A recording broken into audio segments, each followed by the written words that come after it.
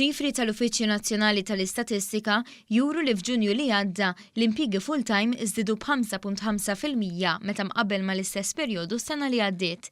Dan ifisser li fuq medda ta' 12-il xahar l-impjiegi full-time żdiedu b'aktar minn 10,600. L-istatistika provduta mill-Aġenzija tax-xogħol Jobs Plus turi li sal-aħħar ta' Ġunju il-ħaddiema full-time qabżu l-206,000. Joħroġ ukoll li matul dan il-perjodu in-nies fuq il-kotba tal-qatt naqsu b'aktar minn 650 ruħ.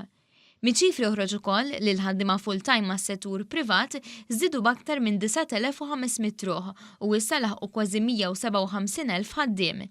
Il-ħaddiema fis-settur pubbliku żdiedu bi ftit iktar minn 1,100 biex laħqu ftit iktar minn 47,000. L-istatistika tal-NSO turi wkoll żieda ta' kważi 1,200 ruħ fil-persuni li jaħdmu għal rashom. Jirriżulta wkoll li żieda kienet l-aktar mill-ħaddiema nisa li daħlu fis-suq tax-xogħol. Matul dan l-istess perjodu żdiedu b'aktar minn 4% il-ħaddiema part-time. Miċ-ċifri joħroġ li sa Ġunju kien hemm kważi 36,000 ħaddiem irreġistrati li għandhom biss impjieg part-time, waqt li aktar minn 27,000 oħra kellhom impjieg full-time u ieħor part-time.